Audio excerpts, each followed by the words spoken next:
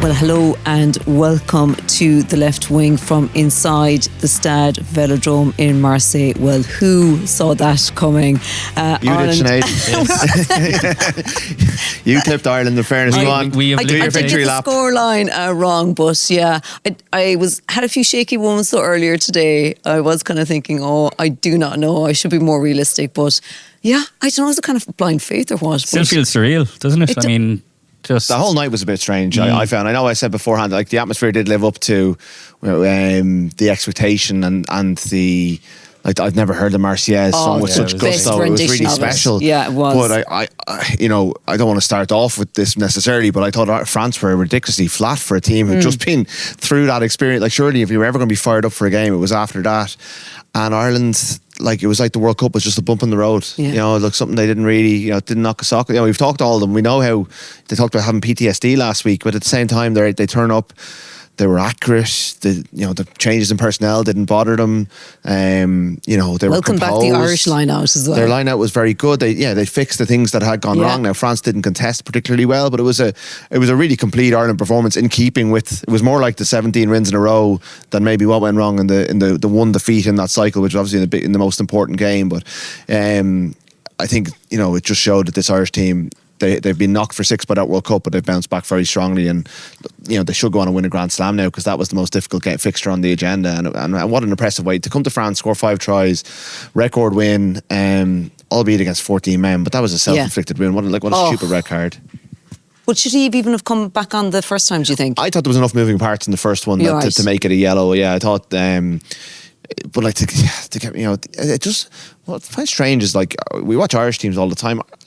By and large, Irish teams have kind of cut out those high tackles, but and France are a fairly squeaky clean team most of the time. But for Lemse, who's an enormous man, to be tackling that high, like the impact he would have had on Andrew Porter and Caelan Doris in both those moments was profound. I mean, I thought Porter looked very shaken. I'm surprised he came back after his HIA.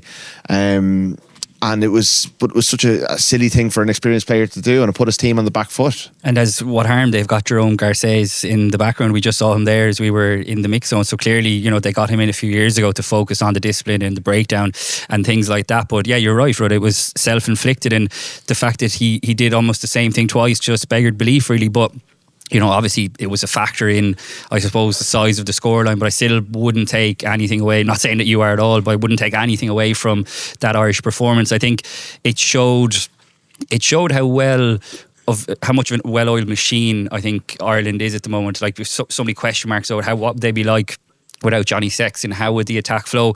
It wasn't perfect, but wow, what a statement, I would say, from Jack Crowley. There was always going to be errors. He had a couple of errors, a couple of decisions. I'm sure he'd probably take back conversions, but it's his mental strength not to deviate from his own game plan. I thought his scanning for Tadhg Beirne's try was exceptional. You can see it on the replay that he spots Mauvaka in the line, and you can see him calling to Tadhg Beirne just a couple of seconds before he plays the pass, and how well Ireland's tack flowed. I thought the quality of the tries that they scored was seriously good, and that's a massive feather in the cap for the coaches, I think, as well as the players, because like I said, to do without Johnny Sexton, to do without Mac Hansen, who is so important to this Irish attack, but Calvin Nash just slotted seamlessly into the system. What a way to mark his Six Nations debut with a try, and then you have big Joe McCarthy living up to the billing. I mean, I was thinking this morning about him. I was thinking, I know he's ready for the Six Nations. Is the Six Nations ready for him? He was immense. I mean, if he hadn't announced his arrival already like that, this very much was. My favourite part though was the way he kind of showed off his mullet when he was. Yeah, it looked like he got a fresh trim as well. He had his championship haircut, and he brought his championship game. And maybe people in France weren't fully aware of Joe McCarthy before tonight. Well, they are now. I know you've been consistently saying this, Rud, over the last while, that he's going to become the cornerstone of the Irish pack, and you can see why he is. Just immense. Like you said, Sinead, the line out was so much better than Cian, and Tadhg Beirne calling it. He doesn't obviously always do it. It's usually James Ryan's responsibility, but you see how important the line out is to Ireland's functioning, and when that goes well, everything kind of hums off it. So it was just so impressive from start to finish. I thought it was just so impressive. They had to ride a couple of storms as well, but the mental strength they showed was remarkable. I think will really stand to them over the next few weeks as well. Yeah, and I think like that goes back to Crowley, and you touched on it there, and it was what Andy Farrell he praised on him for was that he wasn't perfect, and like Johnny Sexton wasn't perfect. Ronan O'Gara had games where things went away from him, but what Crowley at the age of 24 was able to do was to park those moments and to focus. And they talk about this all the time, being next moment focus. And it sounds like a bit of a mantra or a cliche, but you can see it in action tonight. He misses a kick from in front of the post that he's been kicking in his sleep since he was under 12 in Bantry getting medals off, or Bandon getting medals off Peter O'Mahony. And he misses a kick in the biggest game of his life. And most players, most normal people would be completely shaken by that. But Ireland get the ball back and he just runs 10 incredibly accurate phases, and that moment that Cian talked about. And I thought that showed a player who's ready for this level, a player who's going to make mistakes. Like, he's going to kick the ball dead. He's going to, they all make mistakes. We shouldn't expect superhuman things from them, but all you can do is learn from those mistakes, park them and move on. And I thought he did that very impressively tonight. And I thought Ireland learned from the mistakes of the past. And like, Byrne was a very interesting selection because Ian Henderson called the line out against New Zealand and against Scotland, and James Ryan would have done it previously. But they backed Tadhg Byrne, who's been involved in a bit of a grueler of a season for Munster. He's playing loads of minutes, hasn't always gone well. He was very good in Toulon a couple of weeks ago, but his form, he kind of admitted himself during the week that his form dipped a little bit, the responsibility of captaincy. And my God, did he look like he was delighted to be back in green. What did Andy Farrell say? He was a freak of a player or something like that? He's a hell of a rugby player, I think he said. And he is. Like, he's a big game player, isn't he? And the way he charged down Luke, I mean, they got in Luku's head. They just got in his space. Yeah. They just made his life miserable. Who would have thought Antoine Dupont would have missed? Yeah. I didn't think they missed him that much, but they did. They really did. They just were smarter than France tonight. Like, they had a really good game plan. They kicked the ball. I thought they stayed patient with the kicking game. They used James Lowe's boot absolutely beautifully. I've never seen it used as much. So and it was smart. Yeah, absolutely. The thing I like about Crowley as well is the fact that he brought his own personality to the game. He didn't come in and try and be Johnny Sexton. One of his early kicks, he got charged down by Gregory Aldridge, but it didn't stop him from trying a few different things with his kicking game. It didn't always go according to plan, but to not retreat into your shell in that kind of environment is just so impressive from a 24-year-old who, like, let's face it, we all thought he would be ready for this kind of stage, but he had to step up and prove it. He's had a couple of tough moments with Munster over the course of the season, but that was a real statement that, a lot of people, I think, would be concerned, naturally, like life after Johnny Sexton, but the future is bright, I think, not to get carried away, but that is a big responsibility on a 24-year-old to come in and replace arguably the greatest player that the country has ever produced, and he did it so well. Yeah, he did. And afterwards, Andy Farrell just spoke about the composure that the team showed, but he also had these words to say about Jack Crowley.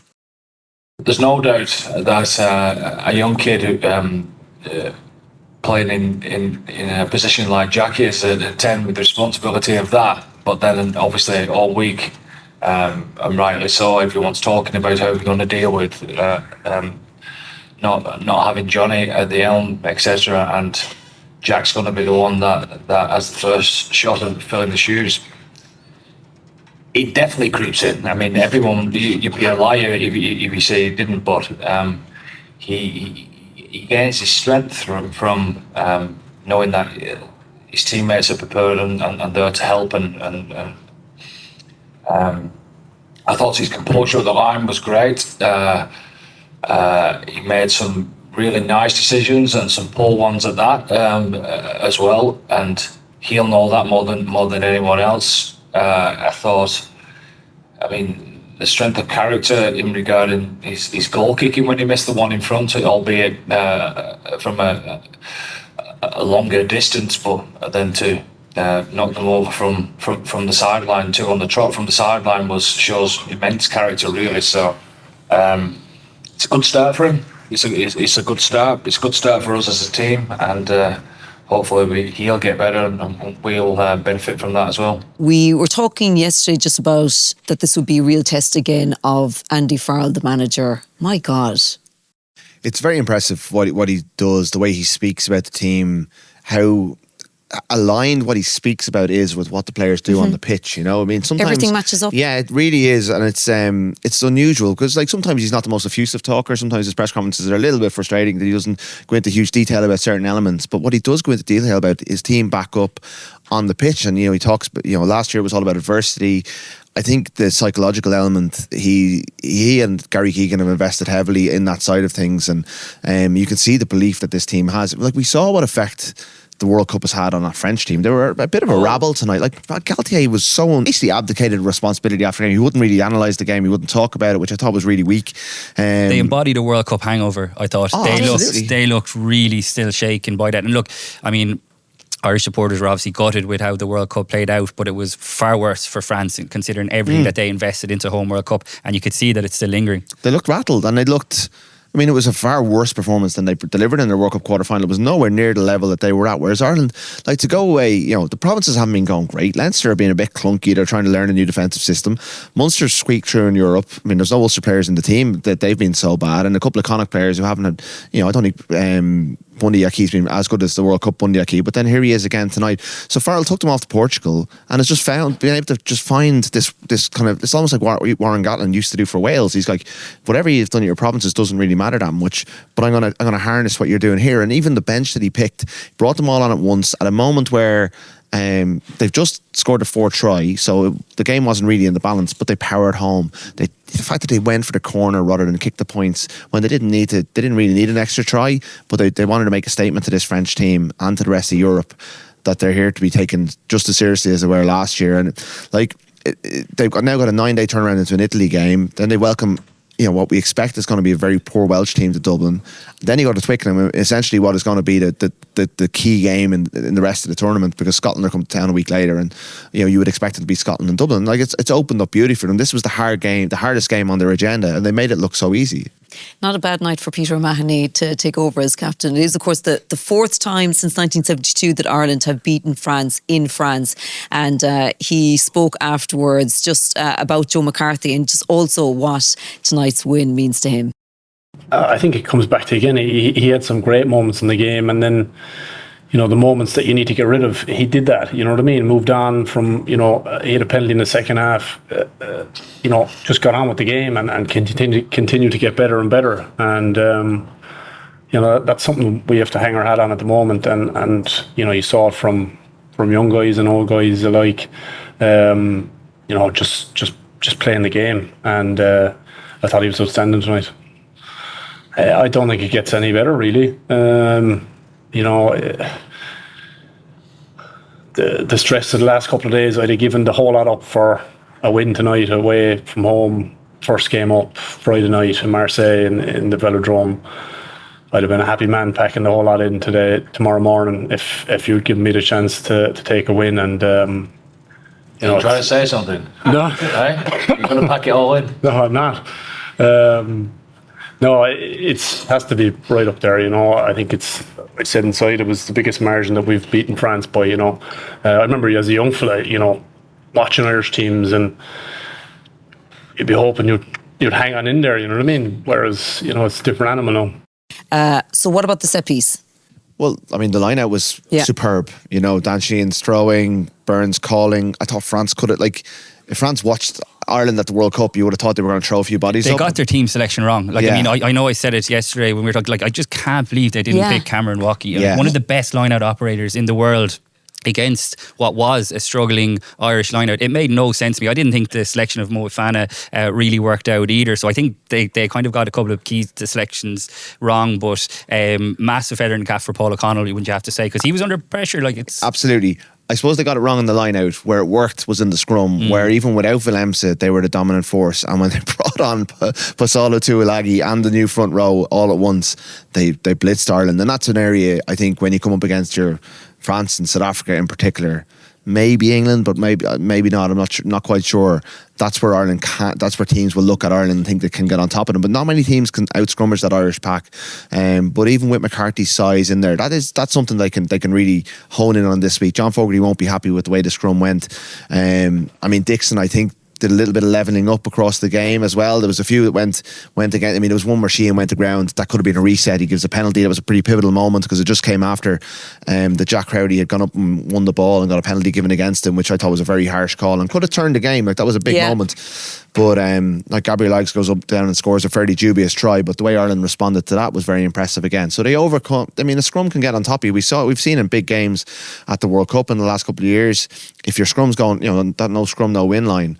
but Ireland were able to cope and play their way around it. There wasn't a whole lot of scrums, but it's still an area that they have to work on. Yeah, there's no other scrum, I would say, in the Six Nations that have what France have. I mean, I know you mentioned England. I don't see them on the same level at all, but it is still, the reliance on Andrew Porter. Even though Cian Healy did do well when he came on, but when Porter goes off for that HIA, you are kind of panicking a little bit. I know we had the jury that we had up online earlier this week, and I think most people answered. Was that the one where I predicted an Ireland win, was it? Yes, it was. It was. I think most people answered the question, who's Ireland's most important player? And usually the answer was Johnny Sexton, but it's Andrew Porter now. So, look, the fact that we're sitting here talking about a record win in France and kind of picking holes in the performance, just bodes really well. And, Andy Farrell has never, I think, shied away from the ambitions of this team. They went to the World Cup believing that they could win it. There's no doubt now that I believe that they won't shy away from the talk of winning back-to-back Grand Slams. Like Rud said, it really opens up nicely for them now, whereas I think maybe Irish teams in the past maybe would have been a little bit afraid. It could have come across as arrogant or cocky, but I think internally now that will be massive driving ambition for them. What they're able to achieve in a short space of time just bodes so well for what they can achieve over next year. And we have people, I mean, all I have to do is look at the replies on my Twitter, people saying, they didn't do when it mattered at the World Cup, but all they can do is, rise to the challenges that are ahead. So win a Grand Slam, then go to South Africa, beat them twice, then come back and beat New Zealand and Joe Schmidt's Australia in November and go unbeaten for the year. Like that's all they can aspire to do. And you can be sure that Farrell is very good at theming or kind of coming up with reason or things that they can aim for, because the World Cup's too far away to think about right now. 2027 is a world away, so they've got to keep motivated, but they look like a seriously motivated team out there. I thought Robbie Henshaw was immense as well. I mean, obviously he plays most of his rugby at 12. It's not an easy switch to go from 12 to 13. I know he's played loads of 13 across the course of his career, but I thought he was excellent for Leinster against Leicester a couple of weeks ago, and didn't really miss Gary Ringrose. And I was a little bit concerned, I have to say. I just think Ringrose is generally so important to Ireland's overall play, but didn't really miss a beat at all. And again, I think that's a sign of how comfortable everyone is within the system, that you have guys who are able to slot in and out, and that's a massive credit, I think, to the coaches as well as the players. Yeah, I think they should keep Marseille on the Six Nations itinerary. Look, I have to say that the fans looked like they were enjoying themselves in terms of just being a little bit warmer than it would have been in Paris this time of year.